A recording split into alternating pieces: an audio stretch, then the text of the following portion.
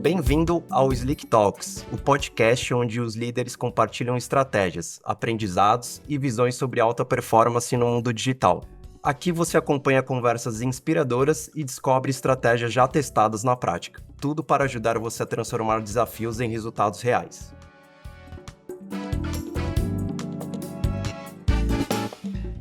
Meu nome é Roberto, sou host do podcast Slick Talks. Hoje estamos no primeiro episódio da temporada 2, com o nosso super convidado, Newton Lira. Newton, cara, muito obrigado por aceitar esse convite de estar aqui com a gente.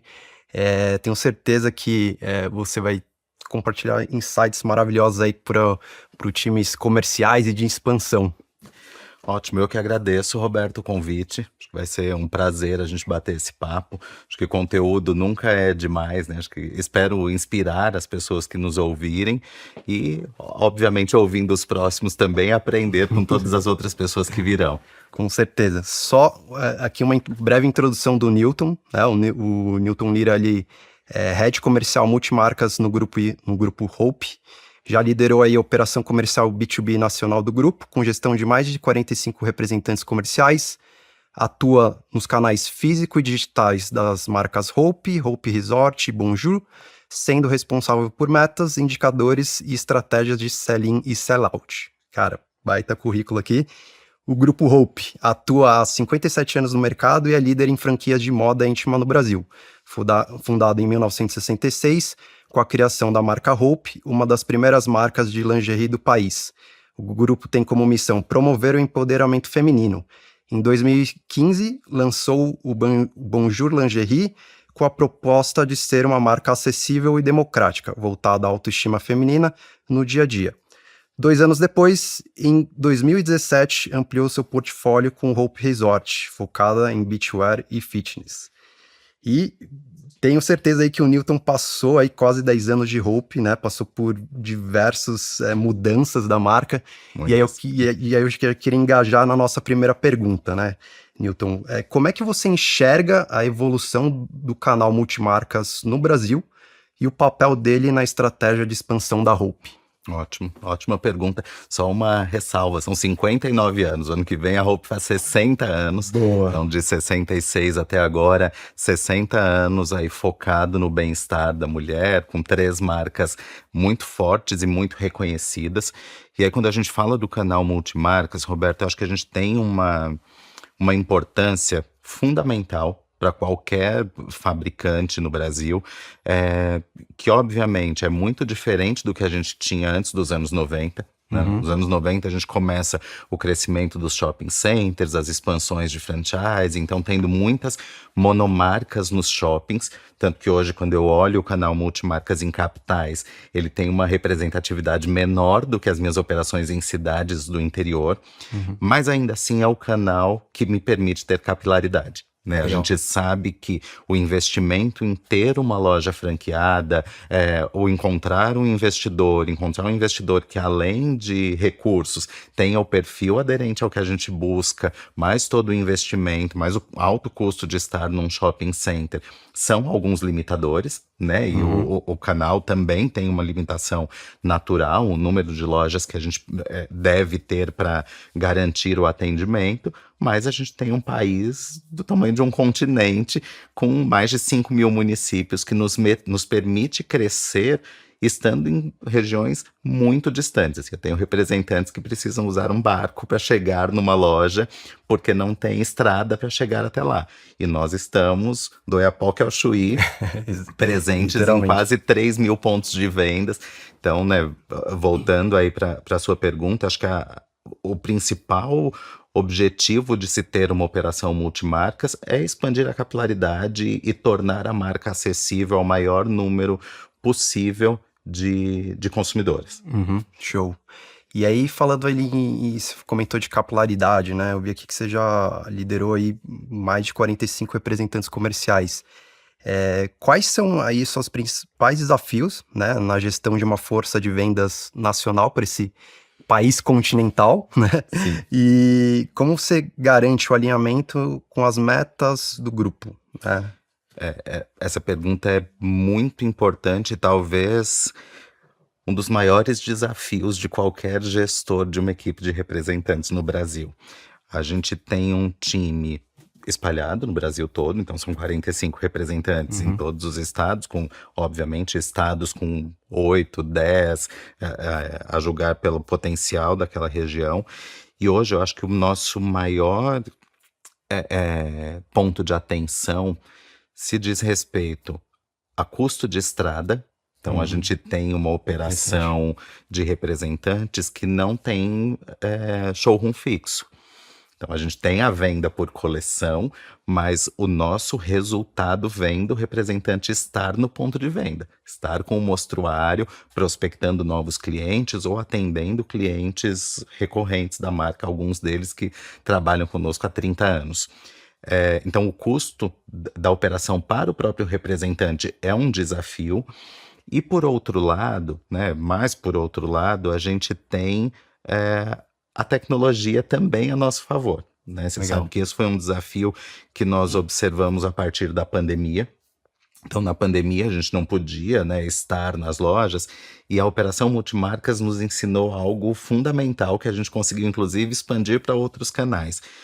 No interior de São Paulo, em algumas cidades da região sul, principalmente, em pequenas cidades, acho que no Brasil todo, mas em pequenas cidades, existe um modelo de negócio chamado condicional. Tá. Então, a lojista faz uma malinha com algumas peças, deixa na portaria do condomínio da cliente, manda para casa da cliente, ela olha aquelas peças, devolve o que ela não vai comprar e compra algumas sem precisar ter ido à loja.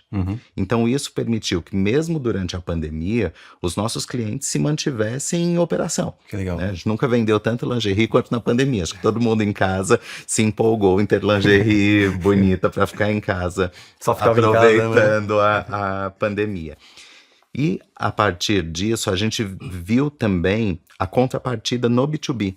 Então, muitos clientes que já não recebiam a visita do representante, eles nos enviavam para o representante uma foto de um pedido anotado numa folha de caderno pelo WhatsApp. E aí o representante digitava aquele pedido. Por que não tornar essa experiência melhor?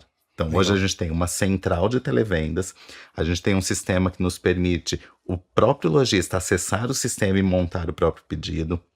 A gente tem um time de suporte para ele, que tanto pode recorrer ao próprio representante quanto ao nosso time de televendas. A gente faz live commerce, então eu apresento a coleção com a minha tela dividida para que ele já vá montando o pedido dele. Mas o que é muito importante disso, Roberto? O meu representante é o meu parceiro. Então, ele continua sendo remunerado por toda essa venda. Legal. Mesmo se o cliente faz uma compra virtual, ele é gerenciado pelo representante. Então, o ganho daquela venda é do representante, mesmo e com isso a gente...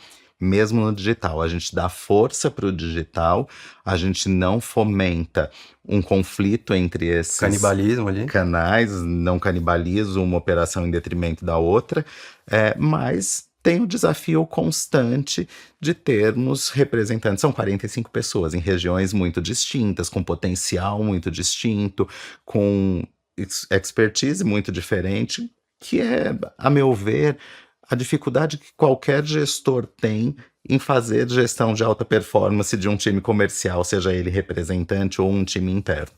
Acho que esses são alguns dos pontos, assim, o custo como um ofensor, por outro lado, o benefício da tecnologia que nos permite expandir um pouco a nossa atuação e a nossa presença junto ao cliente, mas não é fácil, assim, 45 pessoas no país do tamanho do Brasil dá trabalho. Imagino, e aí você comentou, dessa distinção, dessa diferença na venda, que são diferentes regiões, tem o físico, o digital, e aí até a minha terceira pergunta se coaduna muito com isso, Como é que se equilibra, a consistência de marca com a autonomia comercial em um modelo multimarcas físico e digital? Ótimo. Vou ser pouco modesto agora. Eu acho que isso é uma expertise que a Hope tem e que foi construída ao longo de tantos anos, né? Nós somos uma marca que nascemos no canal Multimarcas. Tá. E se você conversa com um cliente nosso, um lojista, ele sempre vai reforçar o quanto a gente se destaca no que diz respeito a marketing. E aí falando no sentido mais amplo, tanto campanhas nacionais como na novela das 8, revista, outdoor no Minhocão nos anos 80, até o que a gente vê hoje de influencers usando a marca, um squad de influencers muito parrudo, mas não só isso, material de ponto de venda. Então, Legal. assim, eu demarco meu território com material de ponto de venda. Então, você entra na loja, você tem um painel da Hope, um banner da Hope. Recentemente a gente fez, né, a gente lançou uma linha masculina e agora em algumas lojas você vê um totem tamanho real do Gabriel Medina de cueca. Então, Show. isso nos permite manter, porque eu entrego pronto o material para que o lojista use. Quando a gente fala do digital, um já gerencia o outro. Entendi. Porque é fato, assim, o conflito que pode existir é um conflito de preço. E aí eu tenho sempre, se alguém pratica um preço fora do combinado, o outro que vai olhar e vai nos alertar. Então acho que isso a gente consegue fazer bem. E, obviamente, muita governança da nossa parte internamente para que a gente administre corretamente os conflitos de canais, né? Então, tem operação de loja própria, franquia, e-commerce próprio, canais digitais, atacadistas, varejistas. Aí isso precisa ficar muito na nossa mão de que caminho a gente segue, onde a gente cede, onde a gente segura um pouco mais a rédea para que a marca, que é o ativo mais importante, se mantenha preservado. Legal. Antes de seguirmos com o nosso convidado, quero te convidar a conhecer a SlickFlow, a plataforma que transforma as conversas em conversões. Acesse slickflow.io para saber mais.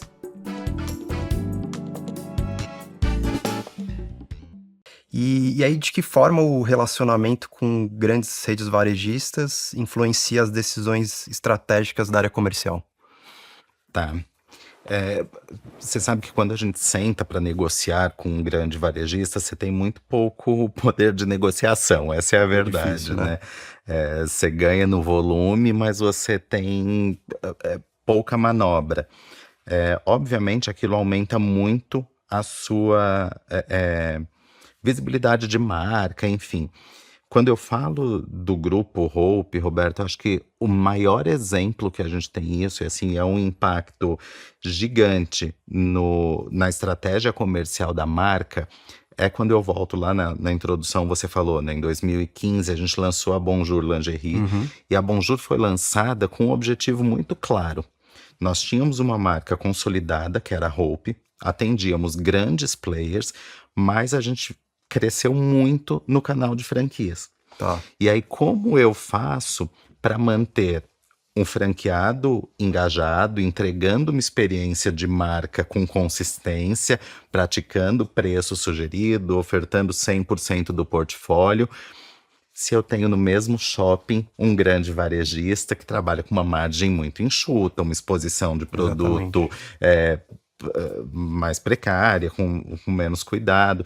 Então o que a gente fez foi isso, assim, vamos lançar uma marca nova, que é a Bonjour Lingerie, com a expertise que a gente tem de produção, com o que a gente tem de capacidade de negociação com fornecedores para compra de matéria-prima e insumos, e entregar para esse varejista um produto que é aderente ao que ele precisa. Porque esses grandes varejistas tendem a comprar poucos SKUs com uma profundidade muito grande. Então a gente lançou uma marca que naquele momento era enxuta, focada nos best-sellers, assim, então vamos ter este produto com profundidade para atendê-los e não impulsionar um conflito com um outro canal tão importante. Então acho que o grande varejista, né, te respondendo, ele tem esse poder de nos provocar a pensar diferente. Legal. Entendi. Então, ali, eu imagino ali que vocês, quando estavam conversando com esse varejista, né, vocês reposicionaram a marca da Hope, Sim. né, então e criaram outras marcas para atender esse grande varejista, né, então E aí eu queria até te perguntar, essa é uma ação ali que vem do próprio time comercial, né? Porque vocês acho que Uhum. estão ali vendo essa Sim. demanda, ou quem que gerencia isso dentro da marca do Grupo Hope, né? Este movimento, que foi um movimento muito grande, imagina lançar uma marca nova, você Uhum, tem toda a alta liderança, e neste caso, com nessa certeza. época, a gente ainda tinha o Sr. Nissim, que é o fundador, vivo e atuante nos negócios, junto com as 3 sócias, que são as filhas dele, o José Luiz, que é o CEO. Então, uma decisão que levou anos até que ela fosse concretizada, né? Então, porque não se lança uma Sim. marca de um dia para o outro. O que fica a nosso cargo como time comercial são algumas outras manobras. Então, Tá, por exemplo, eu percebo que isso é um bom exemplo. Na pandemia, a gente resolveu expandir em marketplace. tá. Então, a gente já atuava com alguns varejistas digitais grandes, fazendo a venda para eles, e aí a gente entendeu que faria sentido a gente estar presente também em alguns players de marketplace. E aí, o que a gente entendeu que foi um aprendizado com este canal? Vocês vão vender mais se vocês tiverem kits de calcinha do que vocês vendendo unitário, Uhum. porque o frete é um impacto grande. Sim, com E a certeza. partir dali, nós da área comercial sentamos com o time de operação e falamos: não, precisamos de kit de 6 calcinhas, de kits de 10 calcinhas, de 12 calcinhas. Cria-se um SKU, movimento estoque. Aí esse é um tipo de movimento que parte de nós.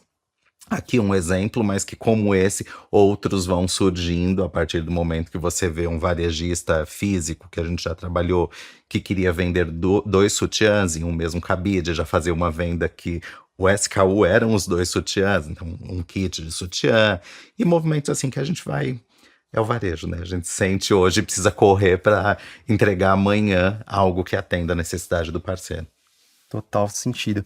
E aí, finalizando a minha última pergunta, eu acho que você já respondeu parcela dela, né? Então, se cria uma marca, né? Depois de um longo Uhum, processo ali interno da empresa, e aí tem os Newtons da vida que ele tem que ali modificar a abordagem comercial após esse reposicionamento, né? uhum, Então, imagino ali que quando tem um reposicionamento, você tem que modificar algumas rotas, e essas rotas ali são muito por estratégias de novos sim. kits ou de outras estratégias que vocês devem ter lançado ali Uhum. para cada marca ou cada nicho que vocês têm um target ali, Uhum. né? Então, o que você tem aí de complemento para falar nesse reposicionamento de estratégia?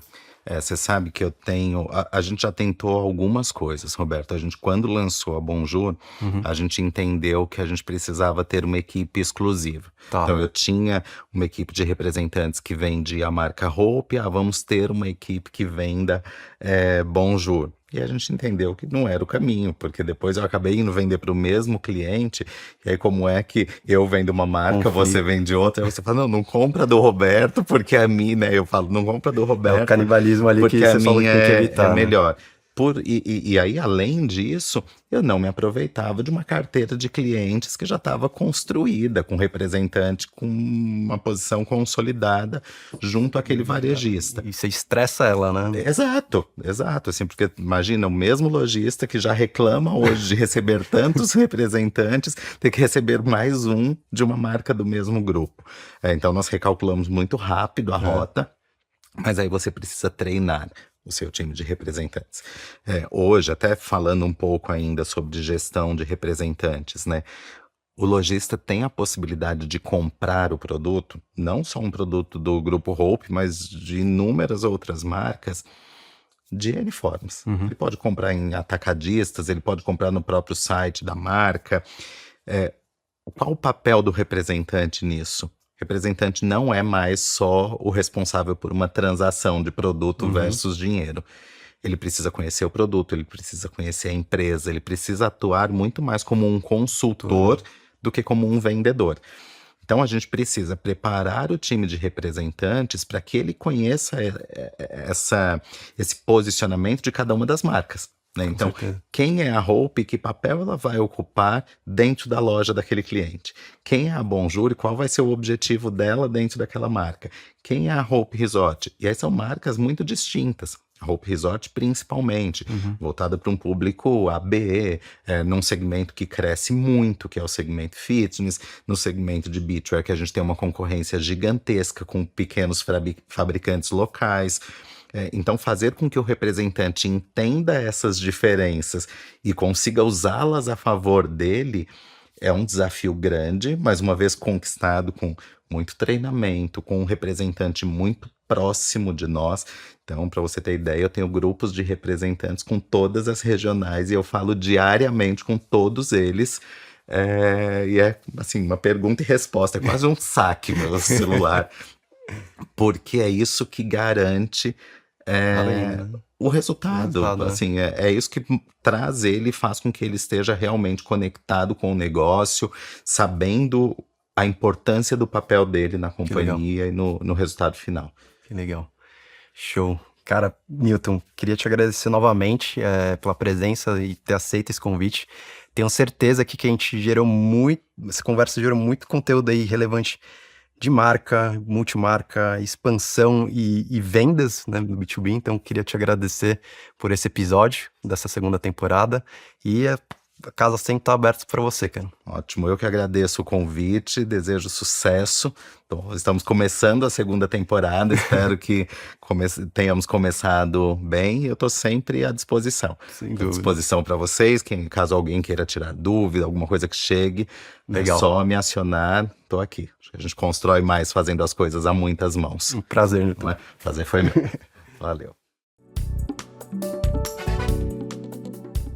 Obrigado por acompanhar o Slick Talks. Se gostou do episódio, siga a gente na sua plataforma favorita e compartilhe esse conteúdo com alguém que também possa se inspirar com essa conversa.